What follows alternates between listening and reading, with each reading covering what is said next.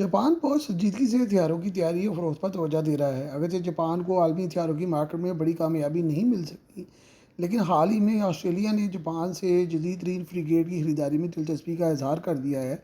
और ऑस्ट्रेलिया ने जापान से 11 अदद जदीद तरीन मोंगेमी क्लास फ्रिगेट खरीदने का असूली फैसला कर लिया है, जिनकी मालियत $6.5 बिलियन है। जापानी फ्रिगेट्स को जर्मन फ्रिगेट मिको A-200 पर तरजीह दी गई है।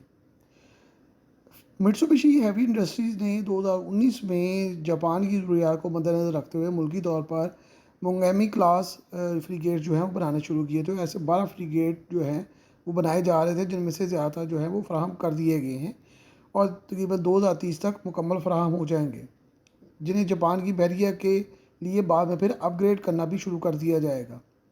इस पर एक हेलीकॉप्टर खड़ा हो सकता है जो अमेरिकी साख्ता है।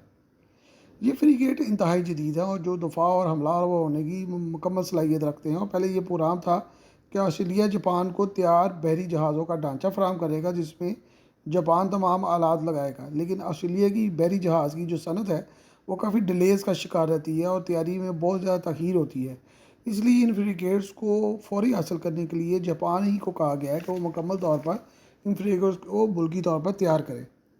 इसमें टाइप 21 एंटी शिप मिसाइल जो है वो नस्ब होते हैं, जिनकी मार तकरीबन 200 किलोमीटर है। इसके अलावा इसमें जो है वो सरफेस टू एयर मिसाइल भी लगाए गए हैं, जिनकी रेंज 9 किलोमीटर है। टॉरपेडो और अटैक मशीन गन्स भी इसमें फ्रिगेट में नस्ब की गई हैं।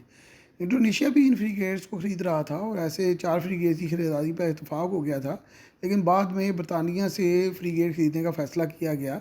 और अब जो ऑस्ट्रेलिया है ऐसे 12 जो है वो फ्रिगेट ख़रीदेगा, जो कि जापान की दफ़ाई इंडस्ट्री के लिए बहुत बड़ी खुशखबरी है।